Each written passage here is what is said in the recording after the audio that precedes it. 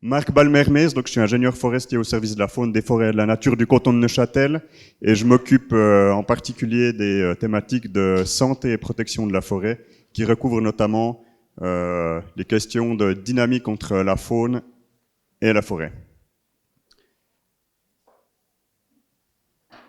Tous les cantons en Suisse ont des obligations légales en lien avec la gestion de la faune et la gestion forestière. Je ne vais pas entrer en détail sur ces éléments qui peuvent être rébarbatifs, mais ça explique pourquoi on a l'obligation de prévoir des concepts sylvocinégétiques qui s'intéressent à la dynamique entre, en particulier, les ongulés sauvages, le rajeunissement forestier, les grands prédateurs et la chasse, dans le but de pouvoir assurer une régénération forestière basée principalement sur une régénération naturelle en évitant de devoir planter.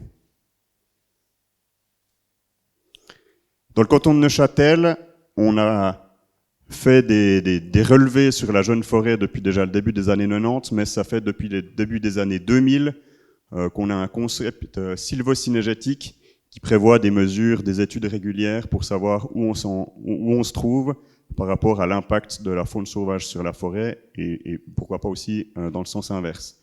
L'objectif principal, c'est de pouvoir garantir un développement harmonieux et équilibré des ongulés sauvages dans des forêts prospères et multifonctionnelles, se rajeunissant par voie naturelle sans moyen de protection. Alors il y a peut-être 2-3 choses à expliquer là-dedans. Des forêts prospères, on entend des forêts notamment qui se rajeunissent naturellement et puis qui présentent des diversités de classes d'âge mélangées dans une même forêt avec une diversité d'essences forestières et pas des monocultures d'un même âge. Multifonctionnelle, la société elle a besoin de la forêt, elle a donné des fonctions à la forêt, il y en a 4 principales. La fonction évidemment économique qui est de produire du bois. Il y a la fonction de protection, des forêts qui vous protègent contre les dangers naturels au-dessus des villages, des villes, des infrastructures de communication et de transport. La fonction sociale qui est l'accueil du public en forêt pour les loisirs, etc. Et puis la fonction de protection de la biodiversité. Elle remplit aussi d'autres rôles qui ne sont pas représentés par ces multiples fonctions, comme par exemple la filtration de l'eau potable. Et puis sans moyen de protection, ça veut dire sans nécessité de devoir ériger des barrières ou bien de protéger plan par plan le rajeunissement forestier. Dans le canton de Neuchâtel, on travaille à près de 98% avec la régénération naturelle et c'est d'autant plus compliqué si on doit se mettre à protéger le rajeunissement naturel que si on plante, puisqu'on ne vient pas avec une plantule déjà grande qu'on peut mettre dans un godet en plastique pour le protéger. On fixe sur des bases scientifiques des valeurs cibles pour savoir combien de plants par hectare on a besoin pour assurer un rajeunissement naturel de la forêt. Et puis, on a aussi des valeurs cibles basées sur des sources scientifiques, notamment Monsieur Eberle en Suisse, qui fixent qu'est-ce qui est acceptable comme abroutissement des ongulés sauvages pour assurer un recrutement suffisant pour les différentes essences forestières. Et puis, notre concept neuchâtelois définit que pour assurer un équilibre forêt-gibier, on se base sur une régulation des ongulés sauvages par les grands prédateurs et aussi par l'homme. Mais on voit dès le départ qu'il y a un rôle aux grands prédateurs qui est donné. Pour pouvoir dire où on s'en trouve, est-ce qu'il y a un taux d'abrutissement qui est tolérable, qui n'est pas tolérable? Évidemment, il est nécessaire de faire des relevés. On a donc 2 types de relevés qui sont effectués. Le premier, ce sont des inventaires forêt-gibier qui sont couvrants sur l'ensemble de la surface forestière cantonale, où on inventorie sur une grille standardisée environ 490 placettes où on va relever l'abrutissement sur le rajeunissement forestier et également la densité de plantules de jeunes arbres, qu'on appelle la régénération. Ce premier type d'inventaire, ils sont statistiquement représentatifs et complets. On a suffisamment de placettes pour avoir une représentativité statistique. Et puis, on fait ses relevés sur l'ensemble de l'aire forestière cantonale, à l'exclusion des pâturages boisés, parce que sur le pâturage boisé, il y a évidemment également l'abrutissement dû au bétail qui fausserait les résultats. Nous avons également des placettes annuelles sur lesquelles on relève l'abrutissement,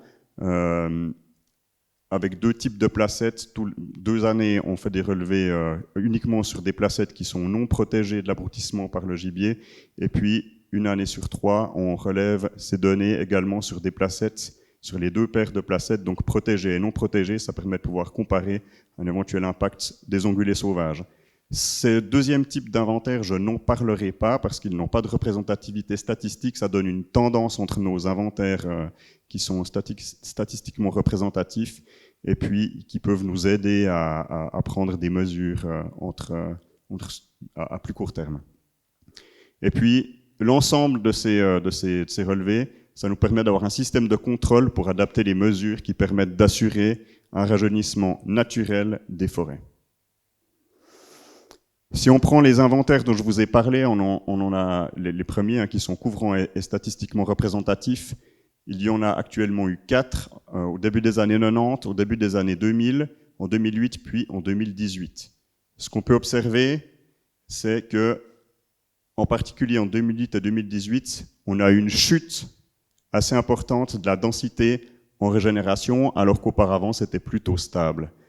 Alors, il y a différents éléments qui peuvent l'expliquer. A contrario, l'inventaire forestier national, il montre plutôt une stabilité aussi entre 2008 et 2018. Il faut se méfier parce que l'inventaire forestier national, le nombre de placettes de relevés a été drastiquement revu à la baisse pour des raisons financières au niveau fédéral. Et à l'échelon cantonal ou régional, il n'y a plus de représentativité statistique. On a un nombre de placettes trop faible sur le canton pour pouvoir se fier à ces deuxièmes jeux de données. Mais si je viens sur la slide suivante aux raisons qu'on peut trouver en 2008 et 2018 à la baisse de cette densité de régénération, donc la baisse du nombre de plants de jeunes arbres par hectare. La première chose, c'est que entre 2008 et 2018, on a changé de surface forestière de référence. Avant, on se basait depuis les débuts des années 90 à la surface forestière qui est représentée sur la carte nationale 1,25 000. Et puis en 2018, on s'est basé sur la surface forestière qui découle de relevés de géomètres.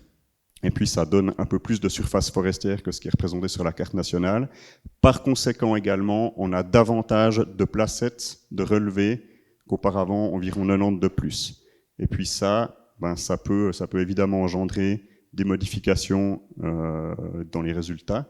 Donc ça veut dire qu'on doit les analyser avec prudence. Ce qui a également pu avoir une influence, c'est les conditions climatiques de l'hiver 2017-2018 et de l'été 2018.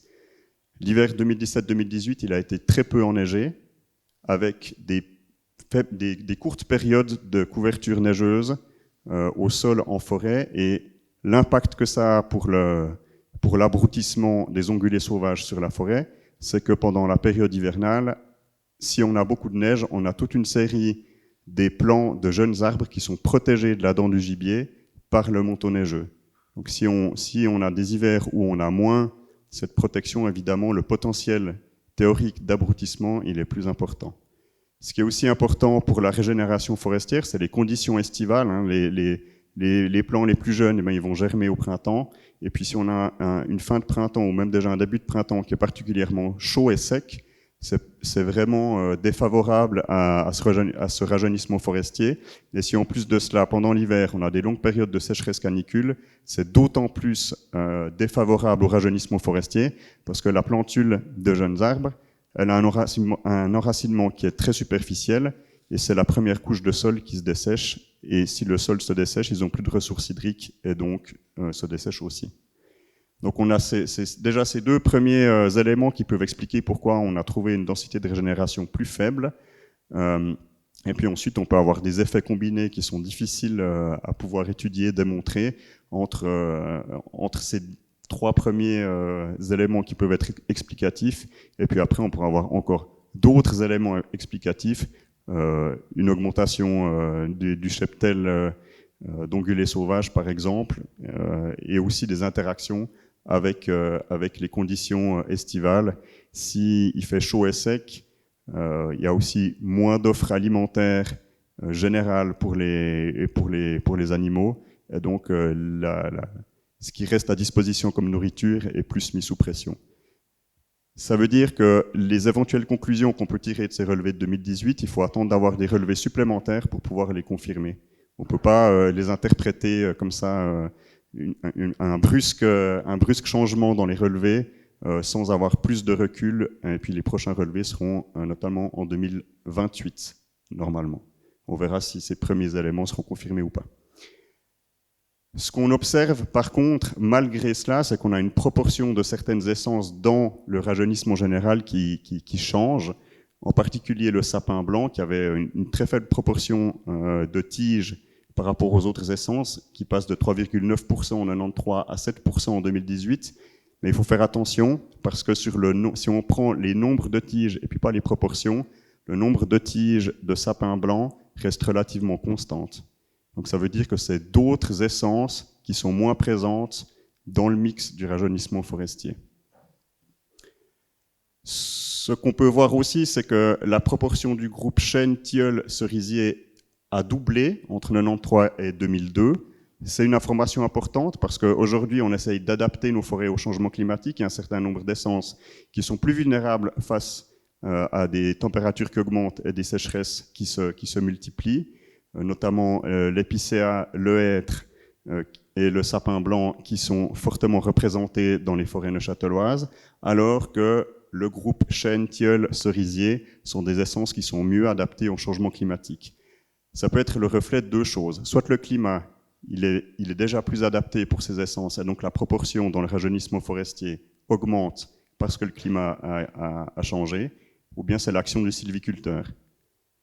Ça veut dire qu'on favorise plus ces essences parce qu'on sait qu'elles sont mieux adaptées. Et là, avec des relevés comme ça, on ne peut pas savoir qu'est-ce qui en est la cause. On ne peut pas le montrer. Et puis enfin, ce qu'on voit en dernier point, c'est que la proportion d'érables, elle chute entre 1993 et 2018, mais la chute, elle est essentiellement entre 2008 et 2018. Ce n'est pas encore quelque chose de critique, mais il faut faire attention parce que les taux d'abrutissement sur l'érable ont également augmenté. Et ça me permet de faire le lien avec la suite. Sur ce graphique, vous avez les taux d'abrutissement qui ont été relevés chaque année pour différents groupes d'essences. 1993 en jaune, 2002 en orange, 2008 en rouge et 2018 en rouge encore plus foncé. Et puis en vert, vous avez les seuils d'abrutissement qui sont tolérables, dont je vous ai parlé tout à l'heure. Et on voit que pour un certain nombre d'essences, on dépasse ces seuils-là. On dépasse ces seuils-là pour le sapin, on dépasse ces seuils-là pour le groupe chêne, cerisier, tilleul, et puis on dépasse également maintenant ce taux, ces dernières années où on en est proche, pour l'érable, pour le frêne, et pour les autres feuillus. Ça a des impacts sur différentes choses. J'ai dit tout à l'heure que certaines essences sont importantes pour l'adaptation des forêts au changement climatique. C'est en particulier les essences qui sont le plus adaptées, qui sont le plus abruties par les ongulés sauvages. Le sapin blanc également, et puis c'est une essence qui est importante pour le type de sylviculture qui est pratiquée dans une grande partie du canton de Neuchâtel, en particulier dans les montagnes neuchâteloises et dans le Val de Travers, qui est la sylviculture jardinée. C'est vraiment l'essence qui est utilisée pour structurer le paysage forestier.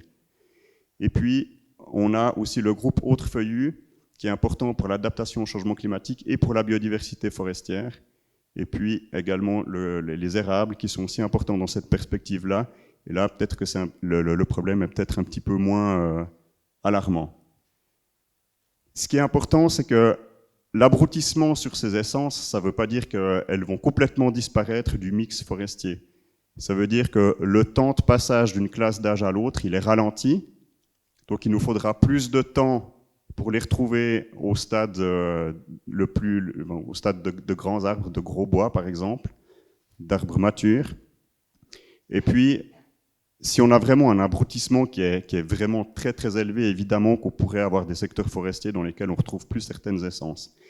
Et avec ces quelques informations, ce qu'on voit, c'est que les essences qui sont le plus adaptées au changement climatique, les plus importantes pour la biodiversité forestière, sont les plus abruties. Et pourquoi? Parce qu'elles sont plus appétantes pour le gibier. L'épicéa, par exemple, il n'est pas très intéressant. C'est pas une essence qui est beaucoup consommée par le gibier. Le hêtre non plus. Alors, ma foi, on joue de malchance. C'est comme ça. Il y a des préférences alimentaires aussi chez les humains, mais il y en a aussi chez les animaux. Si on représente cela sur une carte, là vous avez les cartes d'abrutissement qui sont représentées sur les 4 inventaires qui ont été réalisés. Tout en haut à gauche, c'est 1993. Ensuite, en haut à... Ça dépend dans quel sens on... Pour vous, en haut à gauche, donc c'est 93. En haut à droite, c'est 2002. En bas à gauche, c'est 2008. Et tout en bas, 2018. Et puis, on peut observer sur ces cartes-là qu'il y a quand même une modification de la répartition de cet abrutissement. Donc, peut-être qu'on peut laisser celle de 93 de côté parce que la représentation, la symbologie, elle n'est pas la même, donc c'est difficilement lisible pour pouvoir le comparer à l'œil comme ça. Mais ce que vous pouvez observer entre 2002, 2008, 2018, c'est que la taille des cercles qui sont représentés, elle diminue petit à petit. Donc, plus le cercle est gros, plus on s'approche de 100% d'abrutissement sur une placette de relevé. Et puis, si on prend les inventaires 2002, 2008 et 2018, on voit qu'on a moins de gros cercles. Donc ça veut dire qu'on a moins de placettes sur lesquelles l'abrutissement est très élevé. En particulier, on voit que les plus gros cercles qui sont 100% d'abrutissement sur une placette de relevé, il y en a beaucoup moins. Donc ça, c'est une information intéressante. Par contre, ce qu'on ne voit pas, parce qu'après les points deviennent trop petits, et puis que ça ne se voit plus sur mon image, j'en suis désolé, c'est que, par contre, le nombre total de placettes sur lesquelles les seuils d'abrutissement sont dépassés sont plus importantes. Ça veut dire qu'on a plus de placettes avec un abrutissement qui est élevé, mais par contre, on a moins de placettes avec un abrutissement qui est, on peut dire, vraiment excessif. Et ça, alors soit il y a les 3 facteurs qu'on a vus avant qui peuvent entrer en jeu pour l'expliquer, en particulier le fait que la surface forestière de référence a changé et donc les placettes, il y en a de nouvelles, mais elles se sont aussi légèrement déplacées sur la grille. Mais ça peut être, selon la littérature scientifique, c'est aussi un effet qui peut être dû aux grands prédateurs et puis chez nous, en particulier au lynx. C'est que le prédateur, ce qu'il va avoir comme effet sur le gibier, c'est qu'il va casser un comportement où ils vont se rassembler en grands groupes, il va le disperser sur le territoire, et puis ça amène évidemment comme bénéfice pour le rajeunissement forestier que l'abrutissement potentiel il est moins en cluster sur certains secteurs concentrés, parce que le gibier est forcé à se déplacer par l'action du prédateur. Aujourd'hui, par contre, on n'a pas de données scientifiques pour pouvoir le démontrer. Ce sont des hypothèses basées sur les observations de terrain des gardes forestiers et des ingénieurs forestiers d'arrondissement. On n'a pas de données scientifiques pour pouvoir l'affirmer. Il faudrait pouvoir étudier la question de manière approfondie. Donc, ce que je vous disais tout à l'heure, c'est que si on a une diffusion sur l'ensemble de la surface forestière cantonale de l'abrutissement et puis moins de très gros abrutissements sur les placettes, en revanche, le nombre total de placettes sur lesquelles il y a de l'abrutissement qui dépasse les seuils sont plus importantes en 2018. Là aussi, il faut prendre cette information pour l'instant avec des pincettes. L'année 2018, elle était climatiquement très particulière. Par conséquent, les résultats ils peuvent être évidemment faussés par cela. Par contre, ça donne une autre information, c'est que si les années comme 2018 tendent à devenir la norme, on peut avoir plus souvent ce type de résultats influencés par le climat. Donc on verra en 2028 dans quelles conditions climatiques se feront ces relevés, mais peut-être qu'il est fort probable qu'on rencontre ce type d'été et ce type d'hiver de manière beaucoup plus fréquente à l'avenir. Ce qui est important, c'est qu'au niveau fédéral, il y a des seuils qui sont fixés comme des seuils d'abrutissement qui sont tolérables, au-delà desquels on doit prendre des mesures particulières pour pouvoir assurer le rajeunissement de la forêt.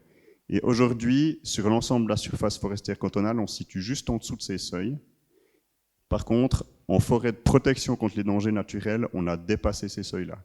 Ça veut dire qu'aujourd'hui, dans plus de 90% des forêts de protection contre les dangers naturels, on rencontre des problèmes pour rajeunir la forêt.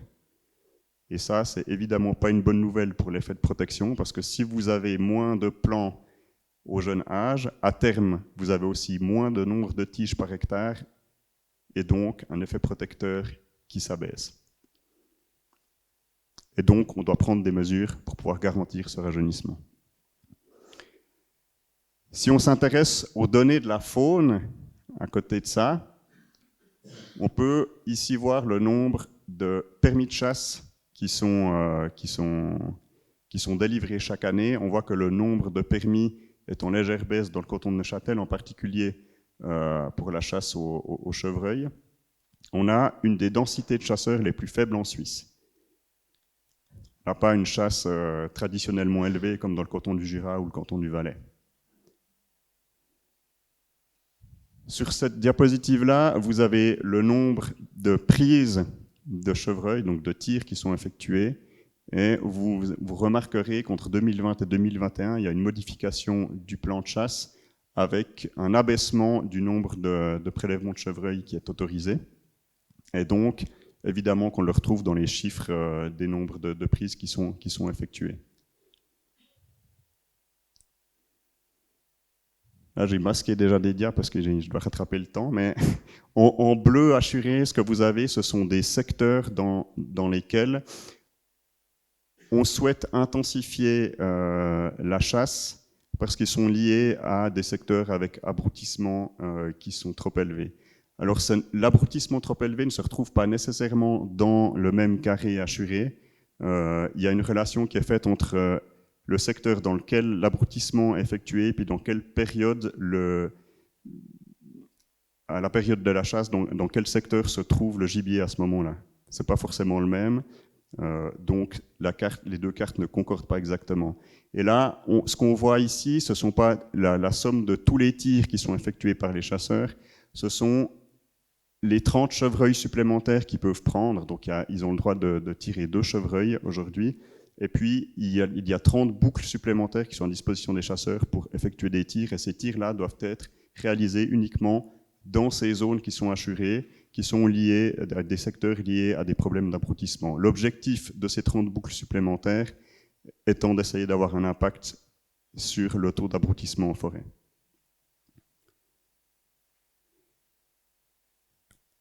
On vient à autre chose, j'aurais pu le présenter dans l'autre sens, ça aurait été plus intéressant pour l'explication de la baisse du plan de tir. Il y a aussi des informations qui sont faites sur les recensements des ongulés sauvages. Alors on ne compte pas le nombre total d'individus présents sur le canton, ça serait fastidieux, voire impossible.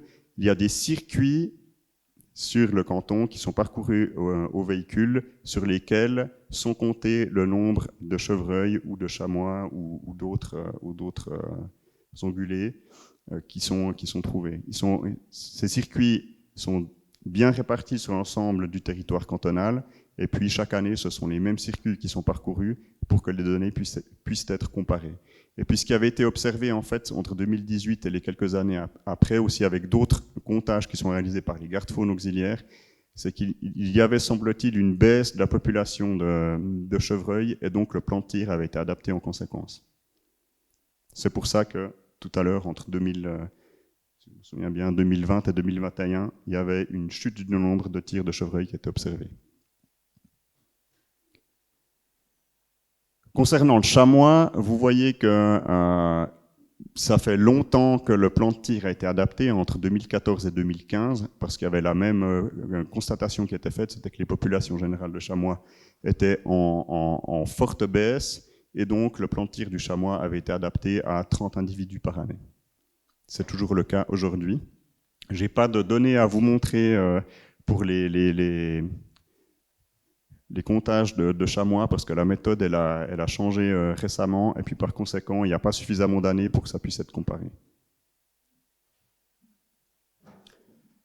Si on s'intéresse maintenant aux cerfs, donc le canton de Neuchâtel il n'a pas encore une population de cerfs bien établie comme nos voisins vaudois par exemple. On est en phase de recolonisation par le cerf, en particulier par les mâles. Aujourd'hui on a une quarantaine d'individus ces chiffres sont basés sur des observations de traces, sur des observations faites avec des pièges photographiques et des suivis plus standardisés sont actuellement en cours de mise en place par mes collègues de la section faune. On a quelques femelles isolées qui ont été observées, mais on n'a pas encore de hardes de biches qui sont implantées dans le canton de Neuchâtel. Et surtout, on n'a pas de naissance régulière à l'heure actuelle avec le cerf. Il y a eu une naissance documentée en 2022, ça ne veut pas dire qu'avant il n'y en a pas eu, ça ne veut pas dire qu'après il n'y en a pas eu, ça veut simplement dire que nous n'en avons pas connaissance.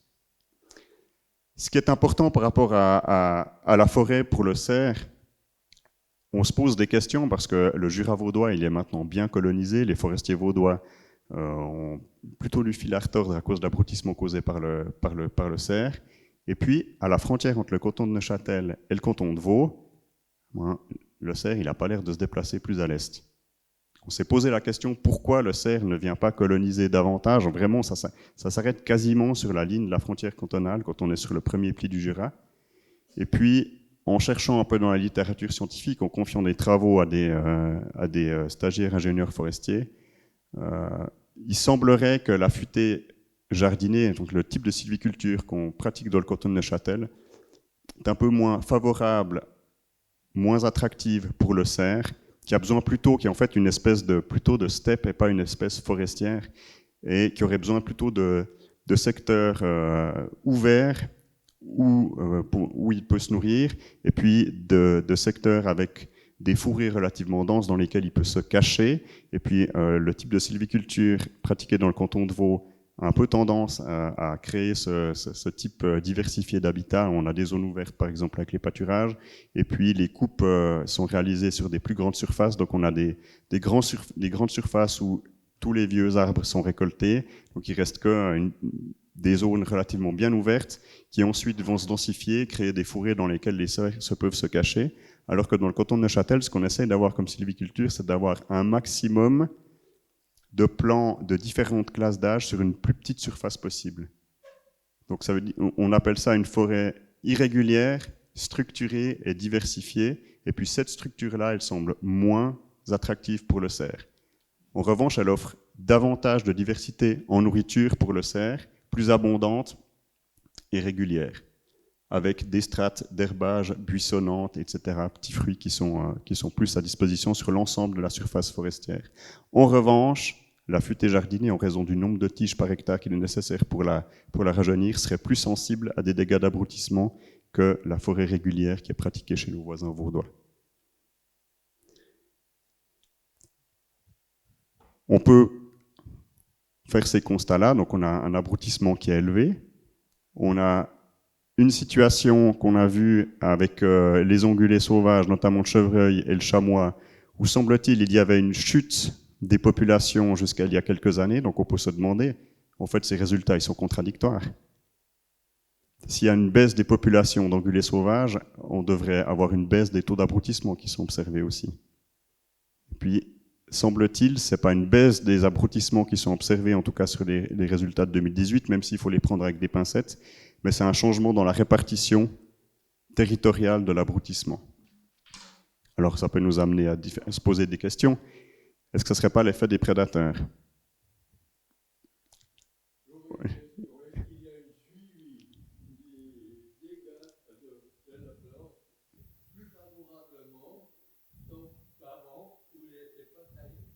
Alors en fait, ce qui se produit, c'est que le premier impact, c'est que la croissance de la plante, elle est ralentie. Donc c'est ce que je disais avant, c'est que la période d'une classe d'âge à l'autre, la durée de passage d'une classe de hauteur ou de diamètre à l'autre, il est ralenti, alors que l'arbre a le même âge. Ensuite, si l'abrutissement il est vraiment important, évidemment qu'à terme, ça conduit à la mort de la plantule. Si elle est abrutie régulièrement tout le temps, elle n'a pas de chance de survie. Et puis ce que ça produit aussi, c'est que ça produit des arbres qui sont plus fourchus, qui perdent de la valeur sur la qualité du bois. Mais le souci principal, c'est l'action sur le ralentissement de passage d'une classe de hauteur ou de diamètre à l'autre. Et puis aussi, ça a une influence sur le mix dans la régénération forestière entre les différentes essences. Donc évidemment, celles qui sont plus abruties sont plus impactées, sont plus ralenties. Donc les essences les moins abruties vont prendre le dessus dans le mélange forestier. Ensuite, on va avoir un couvert qui va un petit peu se fermer. Et puis, pour se rajeunir, les arbres ils ont besoin de lumière, à part le sapin blanc, l'épicéa et le hêtre qui se régénèrent très bien à l'ombre. Et puis donc les autres essences dont on parlait tout à l'heure, qui sont plutôt des essences de lumière, elles sont défavorisées dans le mélange et elles tendent ensuite à être moins présentes dedans. Mais donc on se posait, nous, la question, est-ce que ça ne serait pas l'effet de la présence notamment du lynx, mais il est mieux établi dans notre canton que le loup, on y viendra après. Donc comme M. Zimmermann l'a abordé tout à l'heure, dans la région de relevé du Cora Jura Sud, on a une des densités en lynx les plus élevées en Suisse, ce qui, pour les forestiers, est quelque chose de positif, parce que ça veut dire qu'il y a un effet sur les populations d'ongulés qui est probablement plus marqué. Et puis, l'effet des grands prédateurs sur le gibier, il est plus favorable que l'effet du chasseur, parce qu'il a justement, le prédateur a cette faculté de pouvoir disperser les populations d'ongulés sur le territoire, ce qui ne semble pas être le cas des chasseurs. Donc, on en avait dit environ 3,6 lynx adultes par 100 km de carré d'habitat favorable. On avait fait le calcul avec l'une de mes collègues de la section faune, ça donne entre 10 à 15 individus pour le canton de Neuchâtel.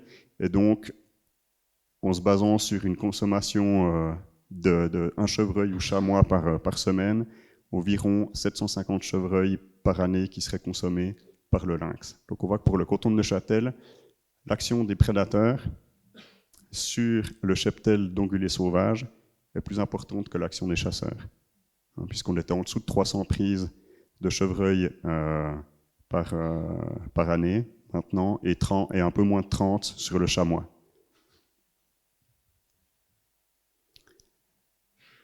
Population de loups, si on s'y intéresse tout de même. Donc là également, comme le cerf, le canton de Neuchâtel est en phase de recolonisation par le loup.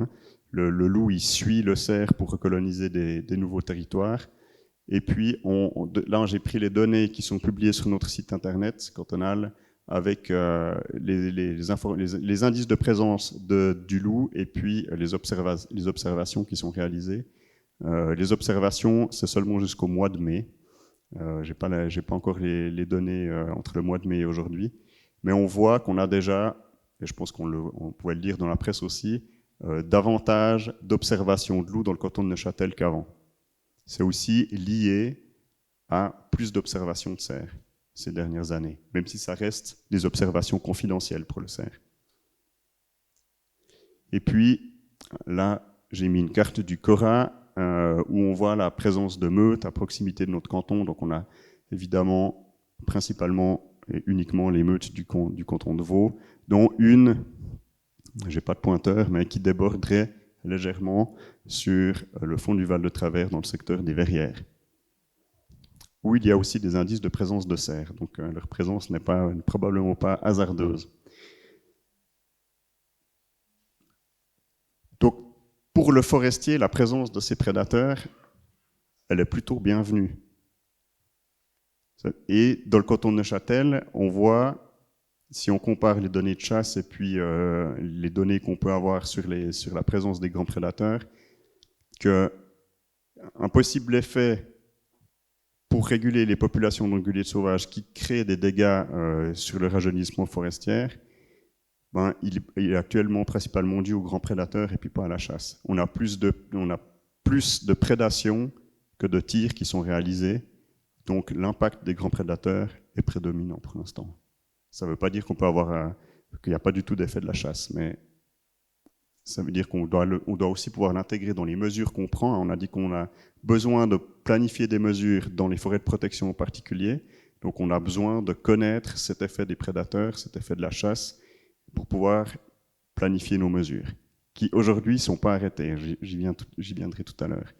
Donc si on dresse quelques constats, donc on a une augmentation de la pression du gibier sur l'ensemble de la surface forestière cantonale, mais par contre, sur un nombre de placettes réduites, où on avait vraiment ces concentrations d'abrutissement, ces concentrations d'abrutissement, elles ont été éclatées, sauf dans les alentours du district franc du Creux du Vent,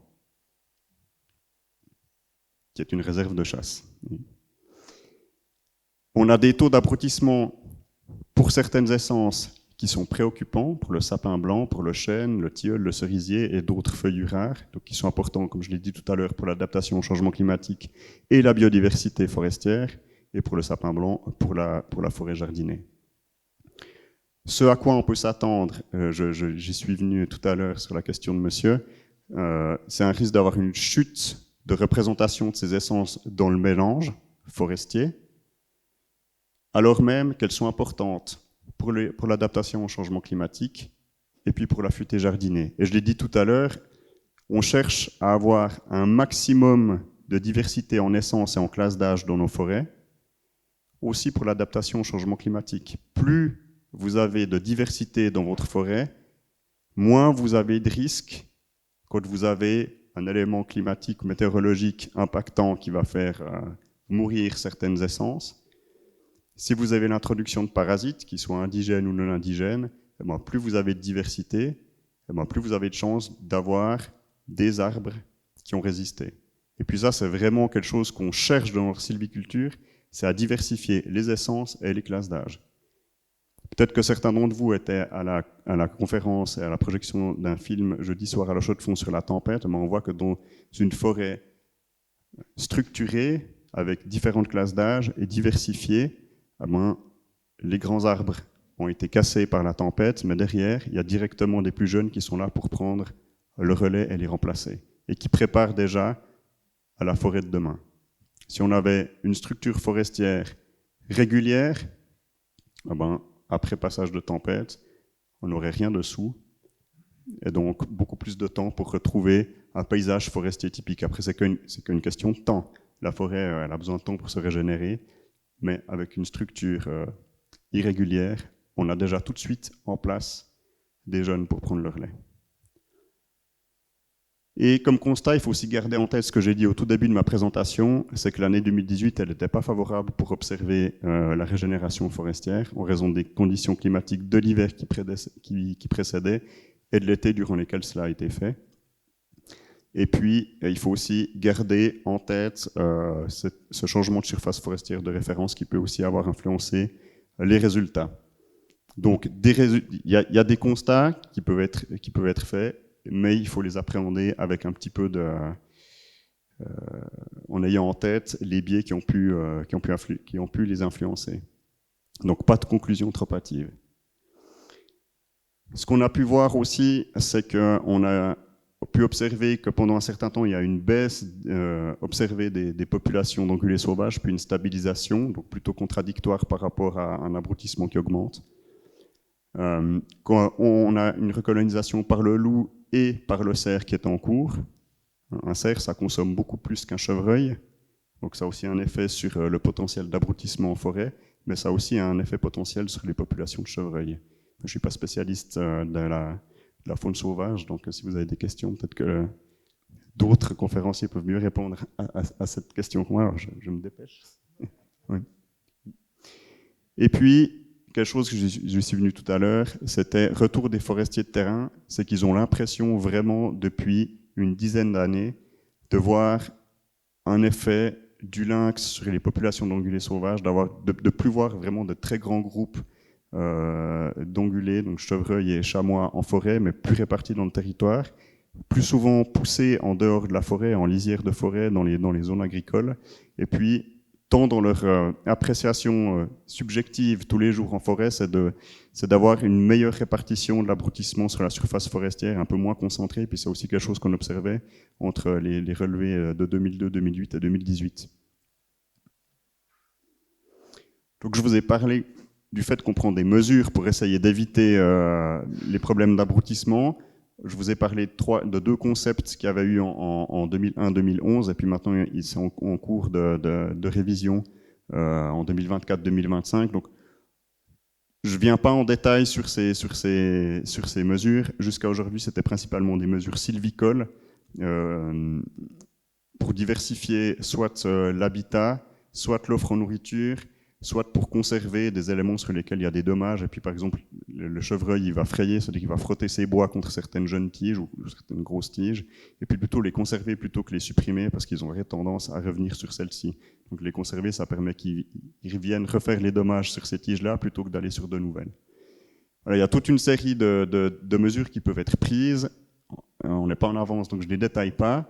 Mais sur la base des relevés de 2018, et puis dû à la recolonisation du canton aujourd'hui par le cerf et par le loup, il est nécessaire de réviser nos mesures et puis d'en prévoir de nouvelles pour pouvoir avoir une boîte à outils suffisante pour les forestiers, mais aussi pour les gestionnaires de la faune, si les prochains relevés de 2028 confirment les premiers résultats de 2018, afin de pouvoir garantir un taux de régénération suffisant en forêt, en particulier pour pouvoir les adapter correctement au changement climatique. Une des premières mesures qui est sûre qu'on va prendre, donc c'est la seule dont je vais vous parler, c'est que je vous ai parlé tout à l'heure des secteurs sensibles pour l'abrutissement, qui sont ces zones en rose représentées sur la carte en haut à gauche. Il faudra les réviser, puisqu'on a vu entre les différentes années de relevé que les zones, elles se sont un petit peu modifiées. Par conséquent, ça veut aussi dire qu'on doit modifier ces zones sensibles, et donc ces secteurs dans lesquels des chevreuils supplémentaires peuvent être prélevés. Sans ça, on loupe notre objectif.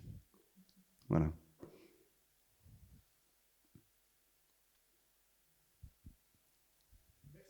Merci beaucoup, bravo.